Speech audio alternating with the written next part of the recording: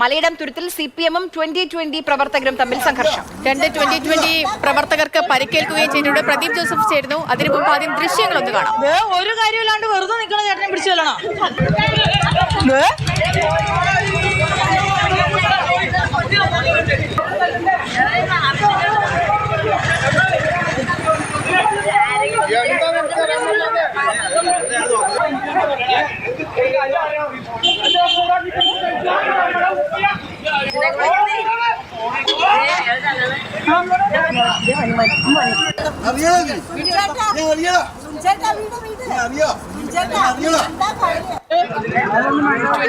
വലിയ സ്വാധീനമുള്ള മേഖലയാണ് കിഴക്കമ്പലം. അവിടെയാണ് ഇപ്പോൾ ഈ സംഘർഷത്തിന്റെ ദൃശ്യങ്ങൾ കാണുന്നത്. പ്രദീപ് ജോസഫ് ഉണ്ട്. പ്രദീപ, എങ്ങനെയാണ് കാര്യങ്ങൾ കയ്യാങ്കളിയിലേക്ക് എത്തിയത്? സംഘർഷത്തിന്റെ കാര്യം എന്താണ് എന്നുള്ളത് വ്യക്തമായിട്ടില്ല. CPM 2020 പ്രവർത്തകർ തമ്മിലാണ് സംഘർഷം ഉണ്ടായത്. ഒരു വലിയ സംഘർഷമെന്ന് പറയാനാവില്ല. എങ്കിൽ തന്നെ വാക്കേറ്റം കയ്യാങ്കളിയിലേക്ക് നീങ്ങുകയായിരുന്നു.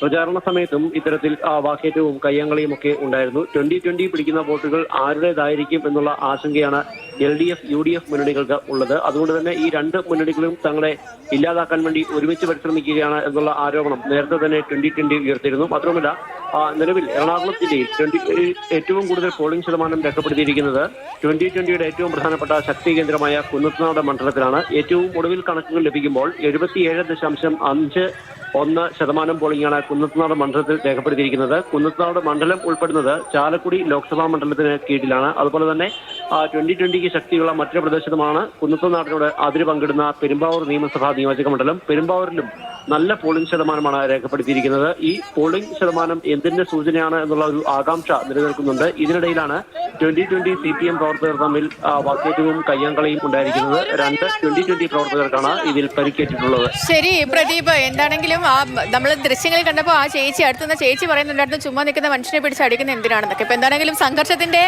കാരണം ഇതുവരെ വ്യക്തമായിട്ടില്ല. പക്ഷേ കാര്യങ്ങളൊക്കെ ഒരു ഒത്തുതീർപ്പിലേക്ക് ഒക്കെ എത്തിയിട്ടുണ്ട് എന്നാണ് പ്രദീപിന്റെ വാക്കുകളിൽ നിന്ന് നമുക്ക് മനസ്സിലാക്കാൻ കഴിയുന്നത്.